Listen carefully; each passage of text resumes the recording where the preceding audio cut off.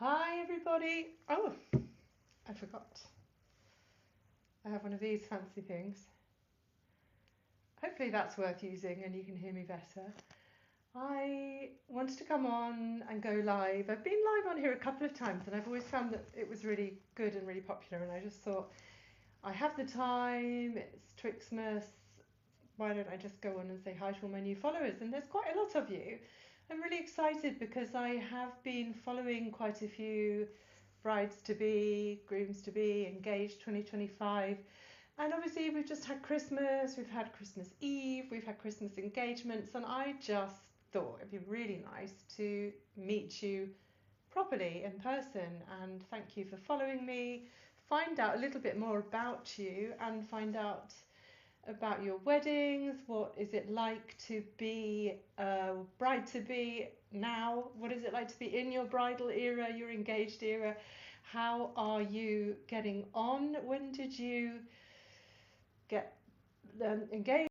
What story? All of the things that are so exciting for you at this moment. I really want to hear about them. I quite often get into people's lives kind of later on. So I'm a wedding celebrant, a UK based wedding celebrant, and I create thoughtful, fun, meaningful wedding ceremonies for people that are unique, who want to do something, a little bit different, maybe a bit more colourful, a bit more less traditional, just chilled out.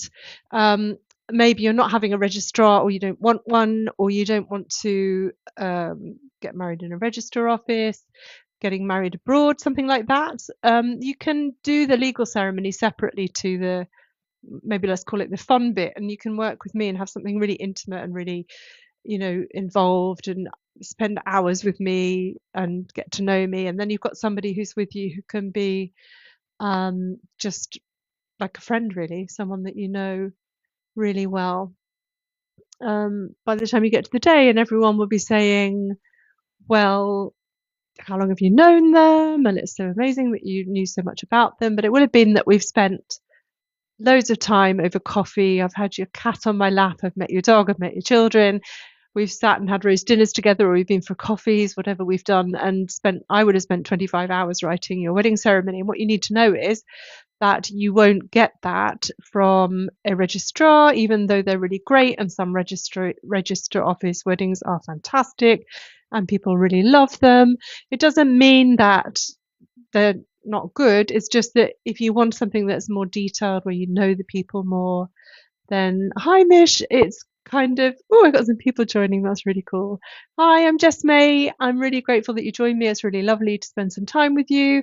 I am a wedding celebrant. I create wedding ceremonies for people who want something light, fun, joyous, people crying, people laughing, just people really, really engaged and feeling it. So I have been doing that since 2013, and I have been doing weddings all over the world. I don't do loads. I actually don't do loads, and I've decided that that's okay. I went through a phase where I thought I wanted to be really fully booked all the time, every weekend, doing all the things. Hi, everybody. But I don't, I've reached a point now, and I have done a blog about it, where I've realized that that's just not who I am. I want to be there for you. I want you to be my only wedding in the weekend. You might be one of maybe 20 weddings in the whole year.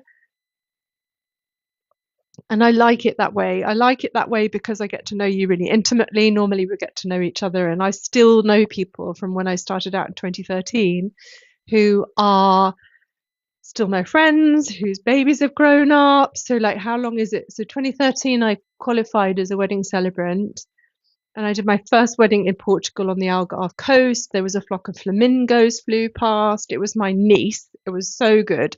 It was my late sister's daughter got married there, and that was incredible. And that was like my first wedding I ever did, and that was amazing. So that was 2013, and now we're about to be 2026. So 13 years. So I've spent 13 years doing wedding ceremonies for people all over the world. And what that means is that some of the babies, when I first started out in 2013, they're now like 13-year-old people, and they're following me on TikTok or on Instagram. So there's something really special and kind of old fashioned about working with a celebrant, because we get to know you. It's a bit like having a community priest. I mean, at this point, I'm like your community old lady or your aunt. I did think for a while I felt like, oh, I can't compete with all these bright young things, because you will see celebrants coming up who are in their 20s, who've just got married, who are really cool. I can't compete. And I went through a phase of thinking, oh, I wish I could be like that. But now I think, no, that's okay. I can be your aunt. And I've been an aunt for years. I was an aunt when I was 8. I started out being an aunt when I was 8. So I feel like I can be an auntie figure rather than a best friend figure, maybe. But what I was going to say was that for those of you who've just joined, welcome, welcome. I'm so thrilled that you're here. I have been a celebrant, a wedding celebrant since 2013, and I started out being a wedding celebrant for my niece who was getting married. My sister, her mum, was dying at that point, and she had this amazing wedding ceremony in the Algarve in Portugal. And the reason she did it that way was because she had no religion. My sister was actually a Christian. She was quite traditional. She wanted a church wedding with the big white dress, and my niece wanted a meadow. So she rang me, and the reason she rang me was because at that time I was hoping to be a priest in the Church of England, a vicar. I know that sounds really bizarre to you now, but that is true. That is actually true. That is my origin story. If you want to know my origin story, that is how weird it is. And then she called me and said, look, mum wants to have this big white wedding tradition, all the church, and I just don't want it. And she swore, and she said, if I've got to have a wedding, I just want you to do it. And the reason she wanted me to do it is because I'd spent a lot of time standing at the front talking and holding folders and leading stuff, and that was fine. But I hadn't trained to be a wedding celebrant. I didn't even know what wedding celebrants were. That was 2013. And if you don't know what a wedding celebrant is, what we are is people that conduct and create ceremonies for you that are really intimate and personal and unique to you. And so I went and I trained to be a wedding celebrant, and I trained to be a wedding celebrant in Yorkshire at Hebden Bridge, and I just never looked back. I loved it so much. Loved it so much. I am so fulfilled by my life. It's like a vocation for me, really. It's not a job. And I get to know all these gorgeous young people, gorgeous people of all different ages. I mean, a lot of you on here, I reckon you're in your 20s and 30s, and I am not in my 20s and 30s anymore. But I have this love of meeting young people and hearing about what your lives are like, what you want and what you need and what you hope for. And there's something so beautiful about being at the beginning of your relationship with you, and then still knowing you 13 years later, and meeting your kids and seeing your children grow up. I mean, during COVID, I had one of my couples, because I couldn't do weddings during COVID, and I had done a wedding for these two guys who were adoptive dads. They'd adopted as their son, and they had a naming ceremony at their wedding. And during COVID, I couldn't do weddings, and this is like years later. And the son remembered me from his wedding ceremony, from the naming ceremony that he had at the wedding. So we're adopting him formally, and they wanted to, make him feel really welcomed and loved in the community. He remembered that, and he was a child of maybe 7 or 8. We got to COVID, and he said to his dad, I really just want to take something to Jess, because they knew that I couldn't work during COVID. It was a nightmare for celebrants because none of you were meeting, and your weddings got cancelled and all of this. And anyway, the point I'm making is that the level of intimacy that we build up as celebrants with our customers, our clients, our families, is really something, and it's really special. And this kid decided he wanted to bring me a present, and they brought me a cake and they brought me a box of teas, and it was just because he was so grateful for that ceremony. It was that meaningful for them that they remembered it all those years later. So if you're just joining me, thank you for joining. I can see at the moment, I can see a Tina, a Linda, a Mo, a Susan, a Norma Johnson. That's a good name. A Diana, Sharon, Maureen, Mohammed, Laos, Naz, Jilly Talk, Rosebud, Taslim, Amanda, Kent, Nana. I mean, where are you all from? Denise, Dominique, Tilly. Oh, there's loads of you. That's really cool. I don't normally do it at this time of night, but I've been looking at my demographics and what are they called, like the analytics, and trying to work out when you're all there. And I thought, well, it's probably time that I showed my face, and it's probably time that I showed my face at the time when you're all here, not when you're all at work. So if you're just joining, it's really, really great to have you here. I'm very honored to be spending time with you and to be sharing with you all about the things that I love the most, creating ceremonies and building relationships with people like you. And for those of you on here who are newly engaged, congratulations. Let me know. I don't know with TikTok whether you can leave comments. Can you leave comments? I don't know that you can, but if you're newly engaged, I would really love to hear from you. So do drop me a DM thing, a DM, a direct message, a thing. And like I said, I'm not young. Send me one and let me know your proposal story. Tell me all about it. Tell me what your colours are going to be, what your feelings are, what your concerns are. I have just written you a blog. I stayed up until 7 o'clock, and it's utterly ridiculous. You'd think I'd know better. You'd think I'd be more grown up than that, but I'm not. I stayed up, I got very excited writing this blog, and I'm there with the hot water bottle and the blanket, typing for you till 7 in the morning because I wanted to write a blog about being newly engaged. Now, there will be blogs about being newly engaged. You all got engaged at Christmas. I hope you had an amazing proposal. I'm really hoping that it went really great for you, and I'm thrilled for you. Hi, Joyce.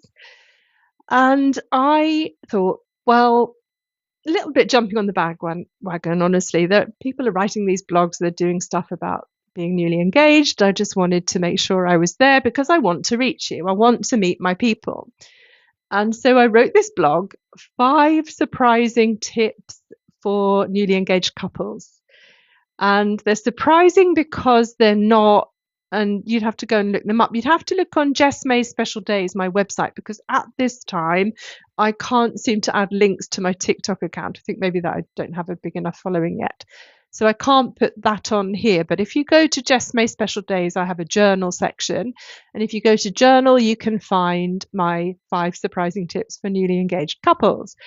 And as I was going along, I thought, well, what shall I do? Shall I look up on the chat GPT? Shall I find out what I should be writing? Shall I do a little recce and see what other people are writing about? Do a bit of poaching, put my own spin on. I thought, no, I'm not going to do it. I'm not going to try to be, hi, Minnie, what a good name. Hello, Sally Goldfinch. What a great name, all of you. Lovely names. Hello, hello, hello. The vast majority of you identify as female, I think. But all are welcome on my channel. I'm absolutely thrilled to have you here. So if you are a groom-to-be, a bride-to-be, a non-binary person getting married, please do DM me and tell me your proposal stories and tell me all about it. And check out Jess May's Special Days, because that is where you will find my new surprising, exciting blog. And my 5 surprising tips for newly engaged couples are completely from my own head. And I thought, will that just be kind of weird and maybe not relevant? But I thought this before. And the time when I thought this before was when I wrote a blog about being bereaved and getting married. In my other life, I do funerals, and so I try to keep that separate because I know that if you literally just got the ring on your finger, you're not really wanting to talk about death. So I did risk it this one time and wrote a little thing about if you are bereaved, someone in your life has died, and you want to have some kind of way of acknowledging that person not being there at your wedding. What do you do? And I thought, well, I've done this so much because it's just a universal thing. So many of you will be recently engaged and worrying about the person that you love not being there, and that's a really big deal.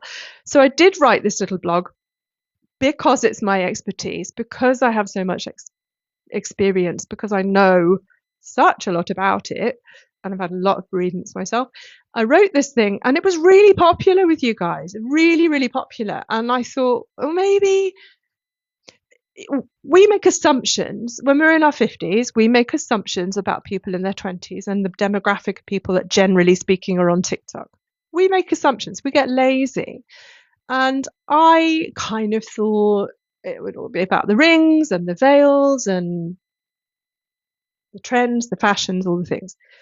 But actually, my brides to be, as they were saying, this is really, really helpful. They were tagging each other, they were sharing it. The point being, the reason I'm telling you all of this is that I decided to write this blog at 7 in the morning, until 7 in the morning. It took me about 4.5 hours to write this thing for you.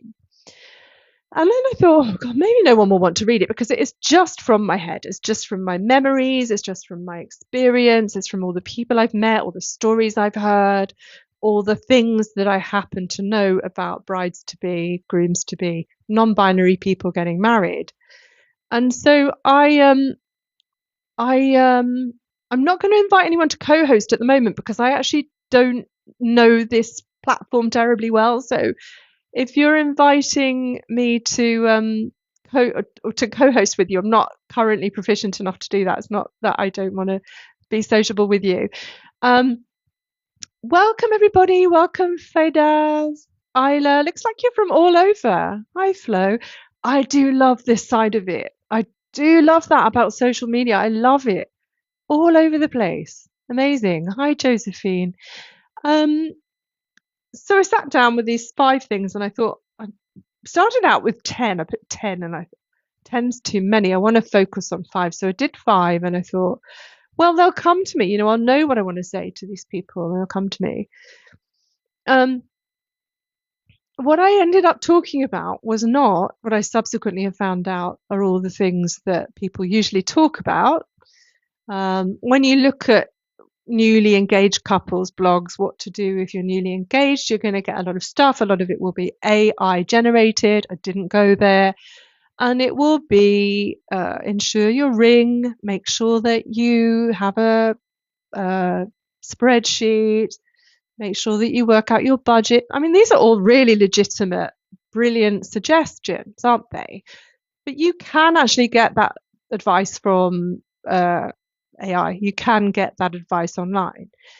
You don't really need someone who has got 13 years of experience working with people with anxiety, neurospicy people, people who have got complex backgrounds, really tricky family dynamics, bereavements, people that don't know whether they actually want both of their dads there or if they don't want any of their family there, whether they want elopements, whether they want to go micro wedding, whatever the thing is.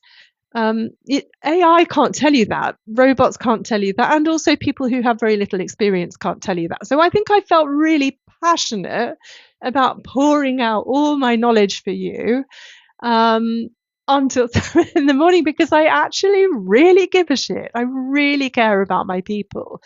So my number one thing that came to me in the middle of the night was that I want you to calm down. Just calm down, because what happens is we have this huge shock. Somebody says, or you agree together, however it works, would you like to spend the rest of your life with me and become my one and only forever? And that might not be what your wedding looks like. That might not be what your engagement looks like. It might not be that you're exclusive. But let's say in general, quite often and historically, it's been one person asking another person, will you marry me? Will you be mine for the rest of my life? Will I be yours? Can we be just us forever and be loyal to each other and faithful to each other? And will you choose me to be your one and only person? Now, that's a massive thing. That's not just someone being on one bended knee like you see in the movies. Fine, a lot of people do that and that's really nice. But it's not really as simple. And I had a conversation with a current bride that I'm working with. I've created a wedding ceremony, which is awesome, which is for next May. We had a conversation where she said, and she showed me the video because he videoed it on a drone, super romantic story. He was saying that it was quite weird because he said, will you marry me? She wanted to. They'd talked about it. It wasn't like a complete out of the blue thing, but she wasn't expecting it at that point. He'd done the whole surprising you thing really well. So she's there. It was in the middle of a lake on like an iced lake. Sounds like an iced tea. You know what I mean? Like a frozen lake. And they were sat there having, he was saying, "Oh, will you marry me?" And she stood there, and I watched the video of what happened, and it seemed like the most authentic thing I've ever seen, because you wouldn't have, like, in a film, someone gets down on bended knee. Usually with cis het couples, it's a man. Then you get the ring, "Will you marry me?" Yes. The girl goes, "Oh," like cries, "Oh, sad. Isn't it difficult?" And then yes, and it's all marvelous. Hug. Now, in real life, that's not what happens. And what happened with this, and it was really amazing watching it in real time, was that she said, "This isn't happening. This isn't happening. This isn't happening." She just kept saying, "This is not happening." And he was saying, "Come here, come here." And she was like, "No, I can't. And because she told me afterwards, the enormity of that decision for her was just like overwhelming. She couldn't really get her head round the fact that this thing was happening to her in this moment, and this was a decision she was taking for the rest of her life. We know that it's not really that black and white. If you're never completely stuck in any situation. Please God, you will always have agency. But in that moment, the idea is you marry this person, you spend the rest of your life with them. So there was something really authentic about that. It was about the anxiety that she felt, about the enormity of that moment, about how overwhelming it was. And so I was thinking about this as I was writing my blog, and I thought, it's so scary. Love is so scary. Being devoted to a person is so scary. Wanting to spend the rest of your life with someone and agreeing to do that is really scary. And it's a beautiful, beautiful, brave kind of thing. It's a brave space. And that, you guys that have just recently got engaged, you're doing something really brave, courageous, beautiful, and really, really human. So I was thinking, like, what do you want to do? The first thing you need to do when you're newly engaged is to try and calm your anxiety. Now, I have so many socially anxious brides, so many anxious grooms. I cannot tell you how many people I have worked with who are living with anxiety. And in my blog, 5 surprising tips for newly engaged couples, I have given you some statistics about anxiety and diagnoses, and the percentage of people that are living with that now.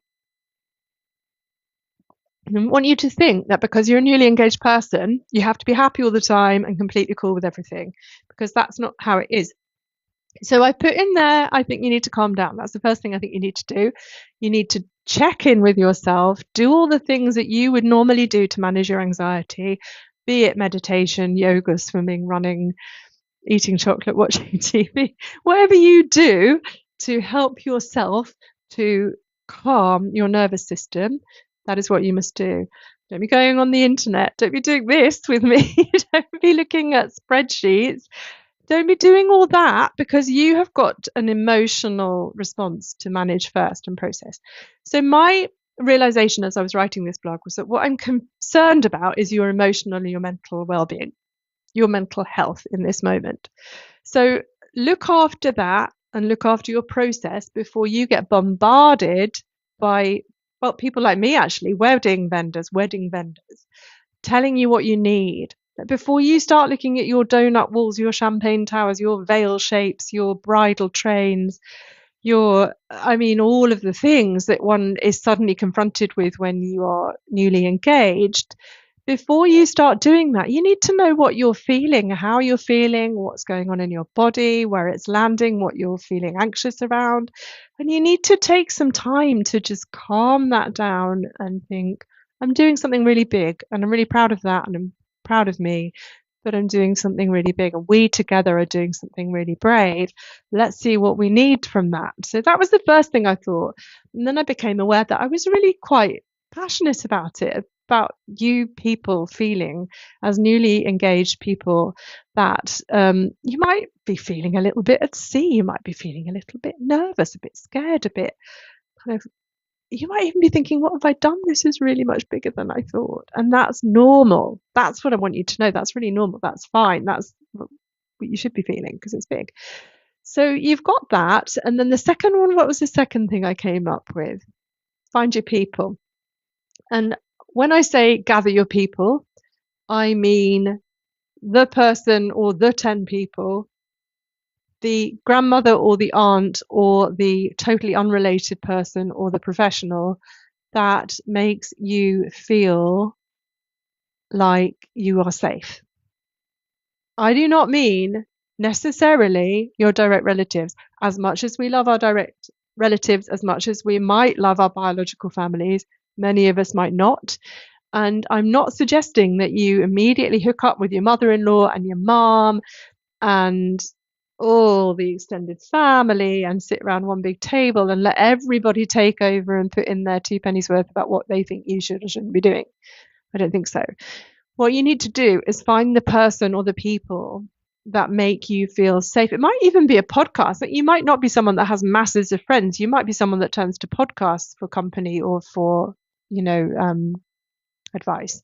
So whoever and whatever that person is, you need to think really carefully, not who can help me do this. It's not all about doing. No, who can do this for me? Who can do that for me? What do I need to get done? What do I need to tick off a list? Who can make the flowers? Who can bake the cakes? I mean, all of that comes later, but you need to start with yourself, and you need to start with calming yourself down, getting to a point at which you can think, I know who makes me feel safe in my life. I'm going to seek out the person who makes me feel safe, and then I'm going to move on from there. So now let's say you've calmed yourself down, you've been for a massage or a sauna or a swim or a pint down the pub, whatever the thing.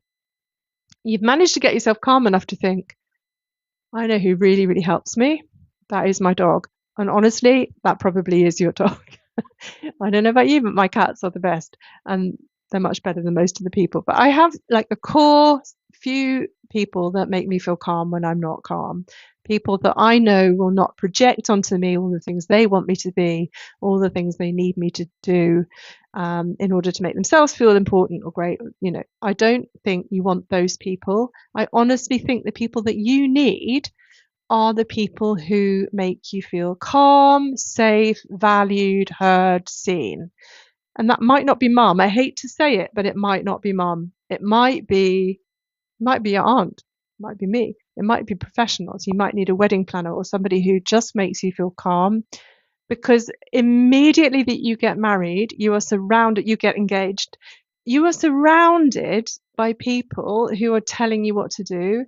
You are surrounded by people who are telling you what you need to pay them in what you need and what you need to pay them for the thing that you didn't know you needed. And while you're in a state of high anxiety, you're feeling vulnerable, you're not surrounded by people who are the voices of reason, you might start signing up to all kinds of shit that you actually really just don't need in your life and don't want, and that are not reflective of you as a person. That's number two. The third thing that came to me was journal. And you might not be as woo as me, and journaling might not be your thing. I'm just being invited to co-host with somebody, and I don't actually know this person, so I can't actually do that, I'm afraid.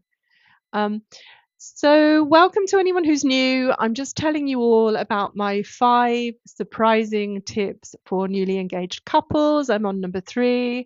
The number 1 was to say that you should calm your nervous system down however you can. Number 2 is that you should gather your people around you, whoever they are, that make you feel safe, not everybody, just the ones that make you feel safe. And number 3 that we've just come on to is to write a journal. So for those of you who have just joined, I'm Jess May of Jess May Special Days.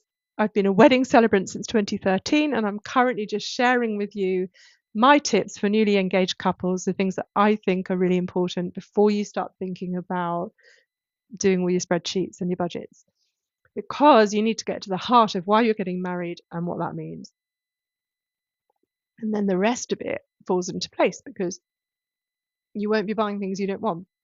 You won't be being persuaded by Auntie Mary that you need something that you really never ever wanted, because you'll know who you are. You'll be feeling calm. You won't be feeling vulnerable. People won't be selling you things you don't need. So that's the third thing, is that you need to write. I think, anyway, journaling is really cool. You might not be somebody that likes to journal with a pen and paper. You might journal online. There's a thing called what's it called? 700 words, 750 words, something like that. There's all these apps that you can use to type in your ideas, or if you are not someone that likes to write, you might be able to speak them. You can use AI. Like, I'm sure there's all kinds of ways that you can journal, or even just voice notes. But for me, and I know that kinesthetically there are ways in which writing is really, really helpful. So journaling can be really, really a powerful tool for helping you to sort out what's in your head. So you're calm, you know who your people are, but you might be struggling to work out who those people are actually. You might be struggling to calm down. So one of the things that you can do is to sit down and just do a brain dump, just literally just pour all the stuff that's in your head onto a piece of paper or a metaphorical piece of paper, or speak it out loud. Because when you do that, you are just clarifying to yourself what's going on in there. What are you actually thinking? Are you thinking, I don't want Auntie Susan at my wedding? I don't want a sit down meal. It's really sweet of my mum to offer to make that cake. We don't eat cake. I really want to have a dry wedding. I don't want booze, but my family like proper alcoholics. That would be me. And so you might be thinking, oh, but I don't know what to do, and I feel really bad about not asking that person to help me, but that person is just not going to help me. So if you write it all down, you will find the things in black and white. Don't want Auntie Susan. Really, really would like to ask if we can use my dad's back garden. Would really prefer it if my mum's walked me down the aisle.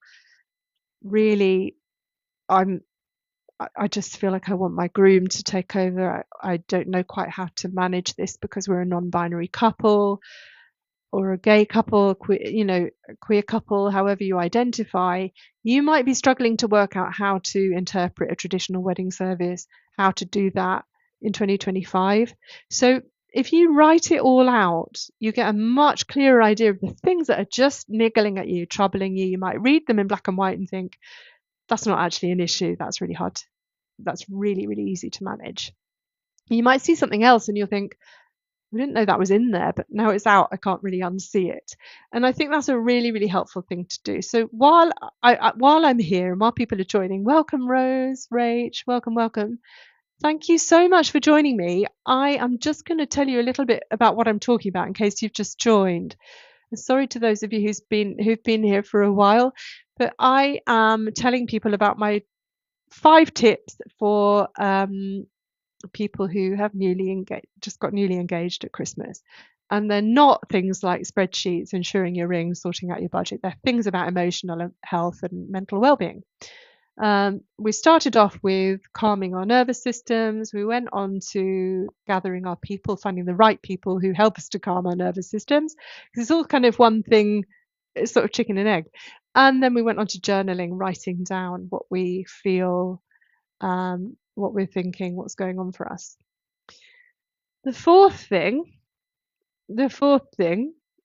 I can't remember. But the fifth thing I can remember. What have we got? Where do we start? Come on, help me. 1, calm your nervous system down. 2, gather your people. 3, start journaling. 4, what was number 4? Okay, you'll have to check it out for me. You will have to check it out for me. Just May Special Days journal. But number 5 is the most controversial of all. Wait there while I just check. Number 5, I think you might find really weird, and I'm going to warn you of that. But as I was saying to people earlier, there are reasons why I've decided to just do a surprising, slightly random blog, because we're already sick of AI. We all know what's predictable, what's genuine and what's made up. And I just wanted it to come to you from my heart to show that you are supported in what you're doing, and to know that you have a professional who knows what she's talking about and has spent time with people finding out what they're actually feeling. So when you go to my website, you're going to Jess May's special days. So that's Jess, short for Jessica, May, May the month, but it's Jess May's, so belonging to Jess May's special days, and there's two S's in there. But you can find it, I mean, it's kind of obvious. You'll find me Jess May Celebrant. So 5 surprising tips for newly engaged couples is the blog, and it's on my journal. Number 1, we know. Number 2, we know. Number 3, we know. Let's have a look and see what number 4 is. You'll find if you hire a decent celebrant, they will know how to style it out. So let's see. In my blog, I've given you all kinds of links to all kinds of resources like journals and people that actually deal with wedding anxiety for a job. That's their thing. They're photographers and they also are wedding anxiety coaches, which I discovered when I was doing this thing. So we've got journaling. Okay, this is good. Number 4. This is really, really, really good. And I have tried this and tested this over the course of 13 years. I can't believe I forgot it actually. So is it write down what you want? It is not. It is write down, wait for it, what you don't want. Okay? I'm going to say it again because it sounds weird. Write down what you don't want and stick it on the fridge or on the cork board, on the vision board, on the wall, on your phone. What don't you want? Once you've written your journal, you're going to have a really clear idea of what you don't want, and you're going to have kind of loose idea of what you do want, and everybody else is going to be telling you what you need. And what you need to do, what your job here is to do, is to remain happy that you're engaged and clear that this is about you, 2 or 3, however many there are in this relationship together, and your family. Maybe it's involving your children. It's about what you need. It's not really true that it's all about you. I controversially don't really think that's true. But this wedding is about you, and it is about what you need. It is not about other people's projections, other people just telling you what they want. Those people will be trying to live out their life, the things that they didn't have through your wedding. Don't take any notice. Try and block out the noise and think about who you are and what you need. A part of this is working out what you don't want, because then you will be able to filter this huge stack of things that people are saying you need and want, and you probably don't. And it just helps you with choice. It helps you with the anxiety because it limits your choice. It helps you to make decisions because it's limiting the choice. You're not losing anything because you don't want these things anyway. So I'm going to give you an example. What do I mean by write down things that you don't want? I might mean we don't want a colour theme.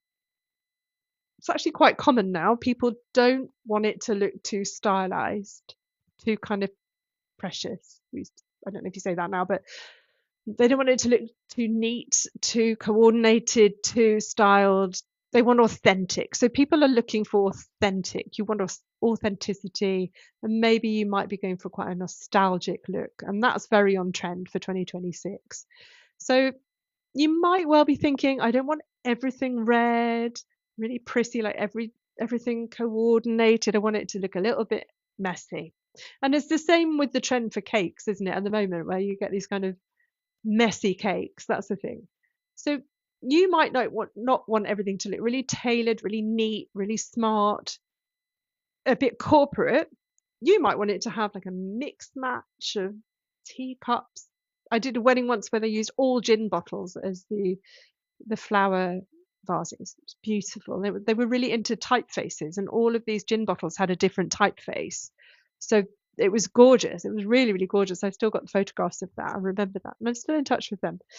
I was saying to people earlier that joined at the beginning that I tend to stay in touch with most of my couples for the rest of their lives. And I get to hear about what happens next, about the babies being born and the new pets. And there's even one coming up. They're naming one of their chickens after me, which I think is like the greatest honour of all. Anyway, so let's say that's one thing you don't want. You don't want it to be too coordinated. Let's just say that. Then the second thing that you might not want might be that you don't want a sit-down meal. You might want street food. I went to one recently in Peckham. It was at Amp Studios. We went to Asylum Chapel, then we went to Amp Studios. It was very, very cool. And they had falafel wraps. So they had a van for falafel wraps, which were to die for. But then they were French, so they had French food. They had a leg of ham. They had, like amazing cured ham, and they had all these different stalls that you could go to, and a hot chocolate vendor, and it was really chilled and really festival vibe. So if you're saying to me, I don't want a sit down meal, I don't want it to be too structured, I don't want it to be too kind of coordinated, too smart, those two things are not at odds with each other. They are part and parcel of the same thing. And you'll see what I mean as I go on. So number 3, let's say you're this imaginary couple that I'm working with in my mind.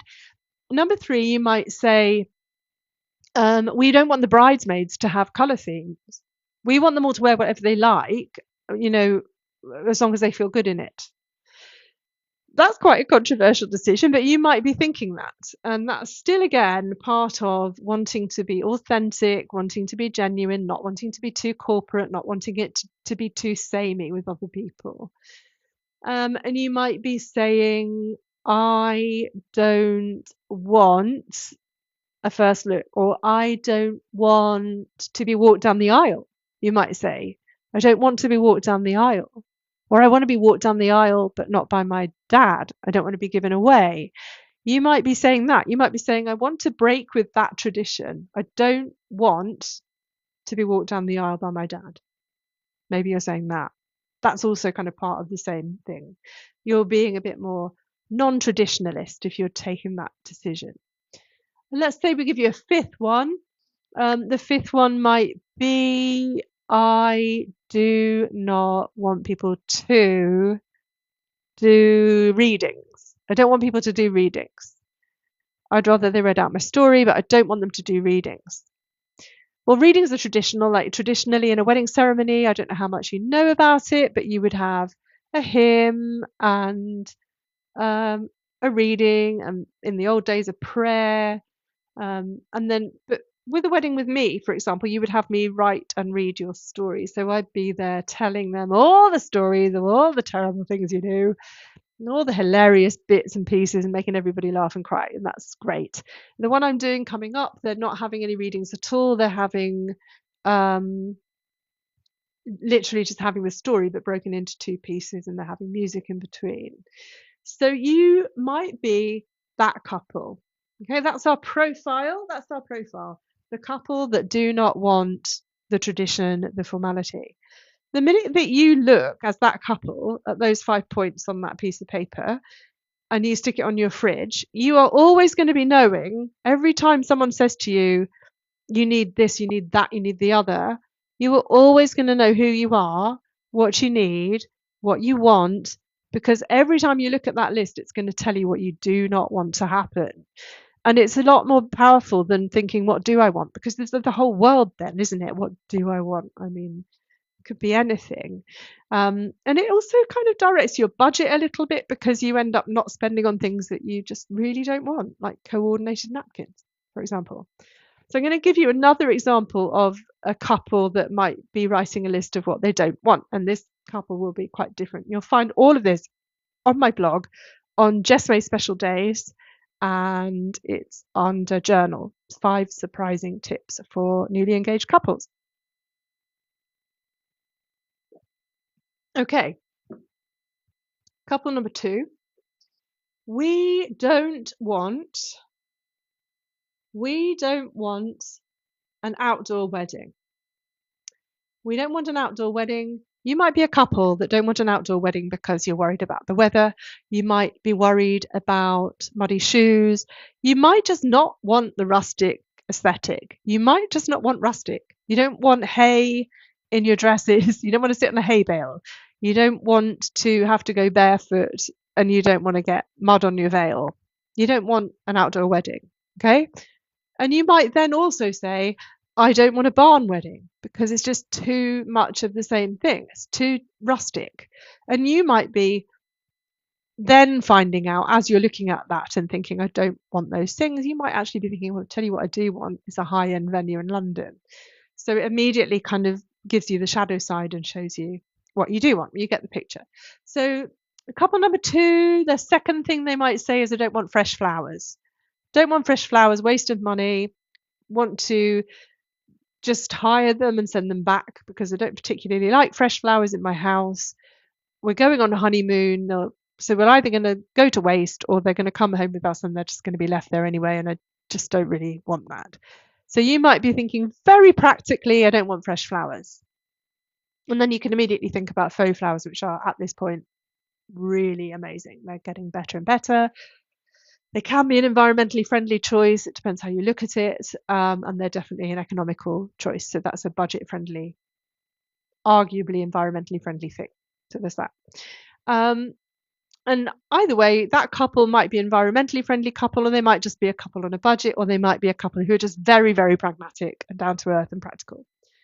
Welcome, everybody, as you're joining from wherever you are in the world. I really love that you're here. I wish I could see your little faces. I wish I could see messages or anything like that. But what you have to do, I think, because I'm not that familiar with TikTok Live, I think you'll have to DM me and tell me your proposal stories. If you're newly engaged this Christmas, tell me your proposal stories. Get in touch with me. Tell me what you're planning. Let me know what you're thinking of doing for your wedding ceremony in particular. I'm Jess May from Jess May Special Days, and I create wedding ceremonies for people who want something fun, thoughtful, intimate, personal, colourful, and joyous, really. And I've been doing that since 2013. I know a lot about it. At the moment, I'm sharing with you about my top 5 surprising tips for newly engaged couples, of which I hope some of you are, and congratulations to you if that's the case. This couple, they're not having fresh flowers, they don't want fresh flowers, they don't want a rustic venue. Third thing they might say is, we don't want a buffet. Don't want a buffet, can't stand it, don't want people queuing up.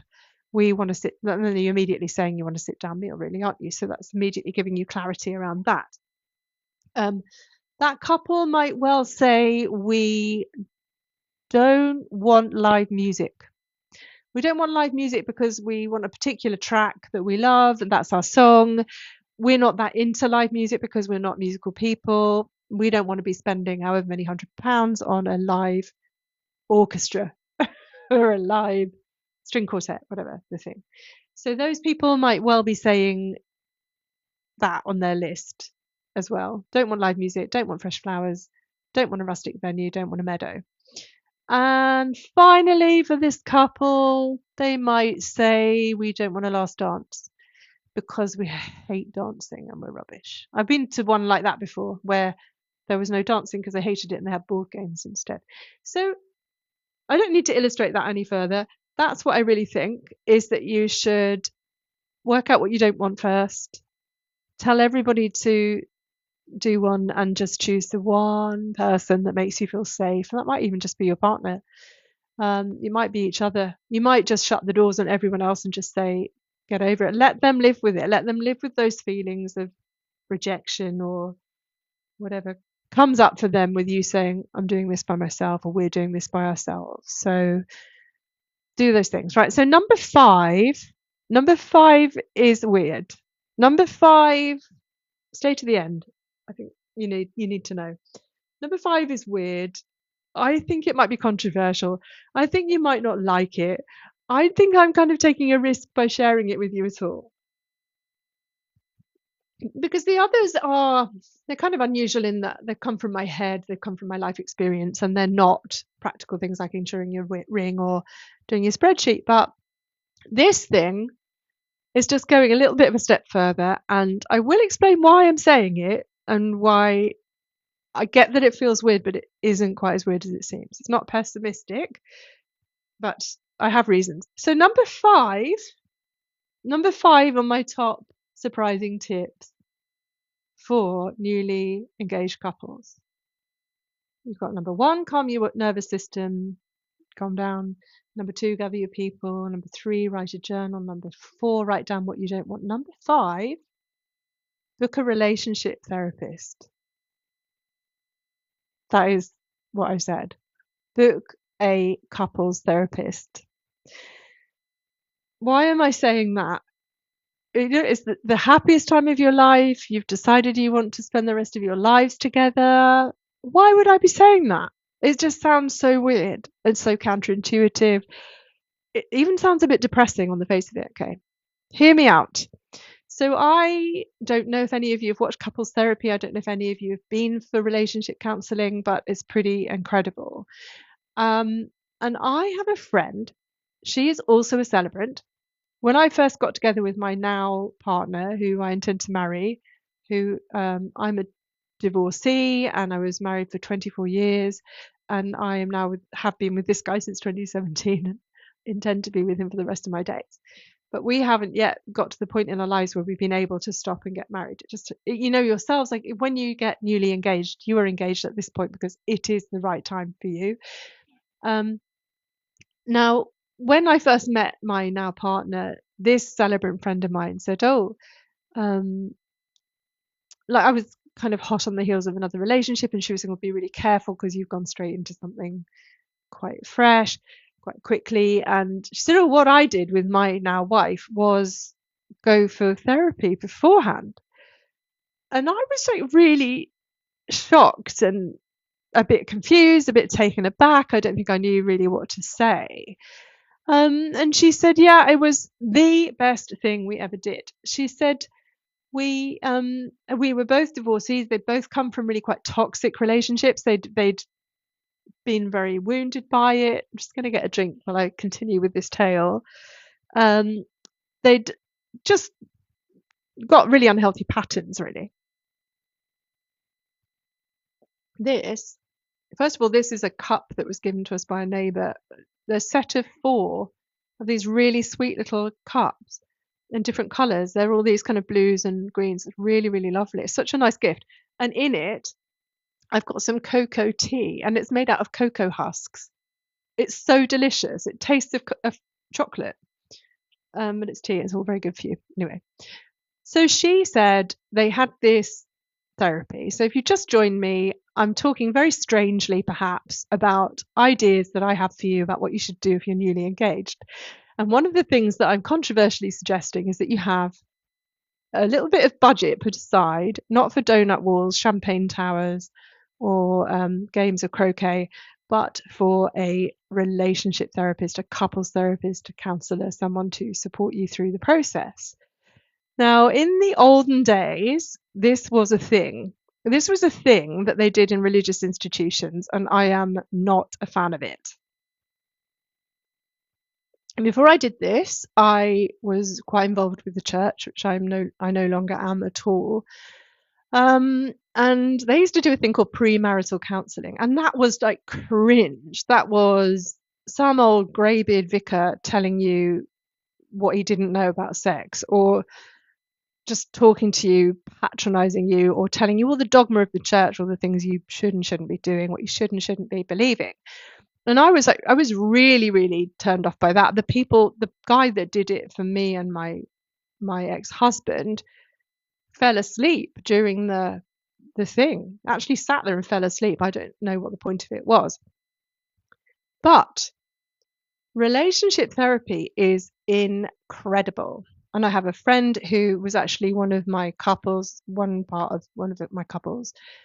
And they do couples therapy for people. And the things you learn about yourself in therapy with your partner, you can't learn by yourself. Because obviously you don't see things that they see, or you don't see yourself relationally. So the reason why my friend had this therapy before she got married to her wife was because she just didn't want to repeat the same patterns. And she said to me, she honestly believed that she would have, if she hadn't had that therapy, she would have repeated those patterns and they would not have lasted and their relationship would not have survived, which is quite a thing to say. And she isn't prone to, overstating things. So I believe her. But what I've learned about therapy and therapists, counselors, call them what you will, is that they're there for you. They're in your corner when everyone else is on your back about why haven't you sent out this kind of invitation? Why haven't you booked a vegan choice? Why haven't you, I don't know, booked a venue nearer to their hometown? Why haven't you sorted out the accommodation? Why? While everyone else is telling you what looks good on you, what doesn't look good on you, what colour you should wear, while your bridesmaids are bickering over the hen do, you know, your therapist is there for you. Your therapist is interested in what is going on for you two, what is going on in your hearts, what you're feeling, what your process is. And they are there for your relationship. They're there for you so that when you get to the altar, if you're having an altar, you are stood at the front with me and you've gone on that journey together and you've strengthened your bond together and you've understood why you're there together and you have had someone who has had your back every step of the way, be that 6 months, 18 months, however long, maybe once a month, once every 2 weeks, or even once a week. There is somebody there because when you get engaged, things come up for you. Things come up for you about people who've died who can't be there. And I did mention earlier that I have done some I did do a post around bereavement and weddings, and I'm going to do some more because I know that you really liked it. You might find that you have a sudden bout of really unforeseen, unresolved grief. Complex grief can happen. Disenfranchised grief, people that disappeared from your life and didn't come back, but you don't know that they're dead, or maybe your dad left home, or your parents got divorced, or you're estranged from your sibling. Those kinds of griefs come up with weddings. All kinds of things come up with weddings that are really hard to process. People that aren't there that you wish were there, relationships that never were that you wish could have been. It's all there. It all comes up. And then the people that you don't want there that you feel like you should have there, all of this, it all comes up. So I think that you would do really well to have a therapist in your corner. And I'm just going to pour myself some more tea because I'm talking so much, my mouth's gone dry. These pajamas, by the way, I bought them for Christmas Day because last year my friend invited me to dinner and I was really resentful because I wanted a day in my pajamas. I'm so busy. I never, ever, even during the pandemic, never spent a day in my pajamas. And I just wanted them. So this year I bought a pair of pajamas and I wore them to Christmas dinner at somebody else's house. And they're not the kind of pajamas I ever would have bought. So I went into Oxfam at the last moment on Christmas Eve and they had them and they were discounted and they're recycled saris. I kind of like them. Anyway, that's an aside. I'm going to pour some more tea. And then I'll tell you a little bit more about what I know around why a therapist might be really, really helpful for you at this point. Bear with me. I can't wait to hear from you all where you all are in the world and why you're here with me, because there's something really special about that. I want to hear your engagement stories. I really do. I really do. I want to know who proposed and how and why and what it all meant and how you felt.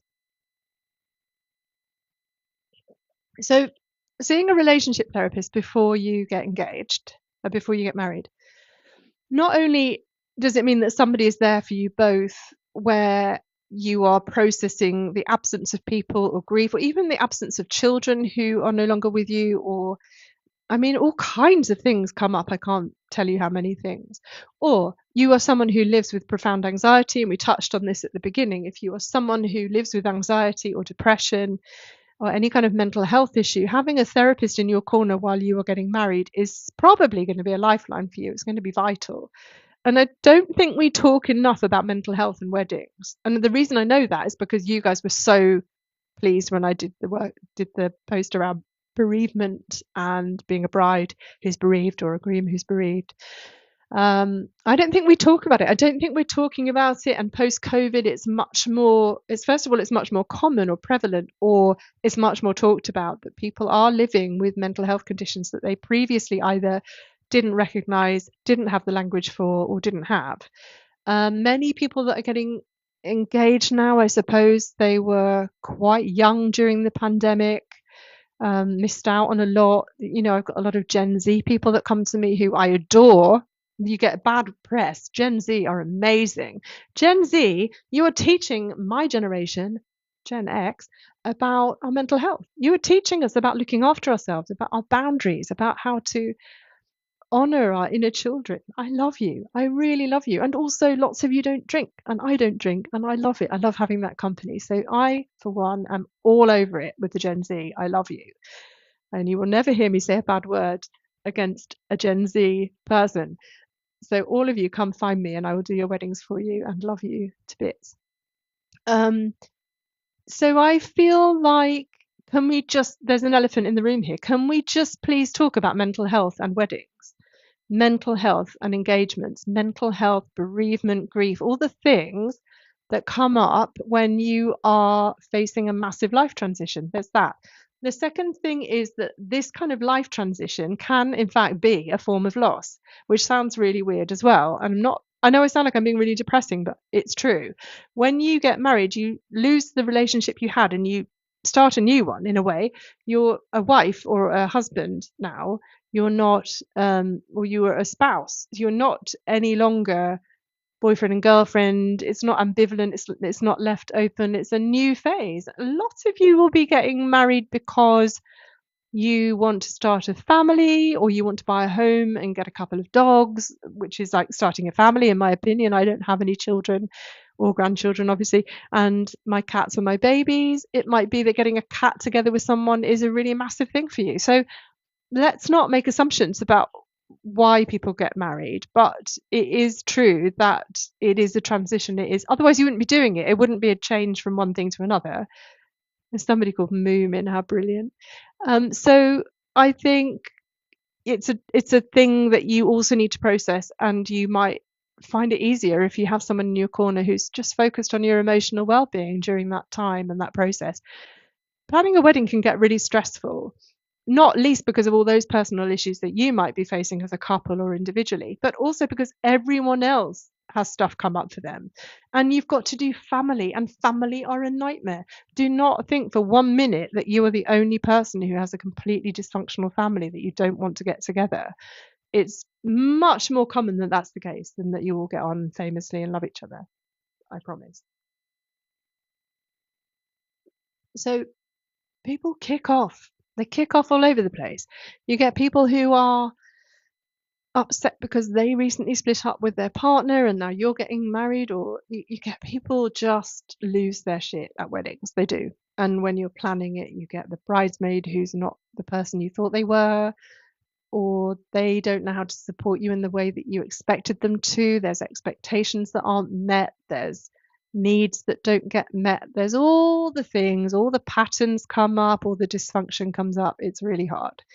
So I think having a relationship therapist or a couples therapist in your life during your wedding planning, during your engagement era, is a really cool idea. I am aware that it is probably quite a controversial idea, that it might even seem like quite a weird idea and might even be off-putting for some of my potential customers. But don't give up on me. I do know what I'm talking about. I have, as discussed, been doing this for a really, really long time. And I've heard it all, and I always think I've seen it all, but then I never have, which is why I keep doing it, because I love it. So I think we've been chatting for an hour, which has been great. I haven't been able to have any kind of conversation with any of you. I'd love to hear from you. I'd love you to follow me if that you are interested in what I do, or if you're interested in having a wedding ceremony that is unique and personal and being supported through that process by someone who gets to know you really well, spends 25 hours on your ceremony. If you go with a registrar, you might have someone that spends 20 minutes with you on the day who you've never met before. And with me, you would get to know me. If you're getting engaged now and you're getting married in 18 months' time, you will know me for 18 months. And we will meet in person, and I will spend 25 hours on your ceremony, and I will dedicate the whole weekend. So I'll only be doing one wedding on that weekend. I probably have never done more than 22 weddings in a year. Many people do 50, and registrars, if you're going to a registrar office or if you're going to have a registrar at a civil ceremony in a venue, They will probably be doing 7 weddings in one day and they won't meet in advance. Bear that in mind as you make all of your decisions. But I will leave you to it. I wish you well. I hope that you are having a good Twixmas if you celebrate. I hope that you had a good festive season and you're enjoying that and having a bit of a rest. I really would love to hear from you. Do check me out on jessmaysspecialdays.com. Look at my journal, 5 top tips for newly engaged couples, and I'm on Instagram. I do have a YouTube. It's not very busy yet, but it will be. And I'm on here. I'm trying to come on here every day during January for my engagement season, my engagement series. And then in February, I'm going to do a Valentine's series. And I'm going to try and keep coming on here every day so that we can get to know each other better. I think I'll leave it there, but I really am so grateful for you all. I'll just have a quick look at the list of people. I might be able to see more. Let's see. Moomin. I love a Moomin. I've got Del Papo 80, Rach, Moomin. I can't say that. It's FAP, I think. Noah, Iffy, Ashish, Master P, Rana, Amneet, Faydaz, Molly, oh, Linda. Oh, there's lots and lots and lots of people. Thank you so, so much for all the love, all the likes, for being there for someone who's far too old for TikTok. Sticking with it. I don't know. I feel like I have something to offer. I am lucky enough to have lived longer. So I will come back and do this again if you liked it. Stay away if you didn't. Ciao. I'll try and turn this off now. Bye bye.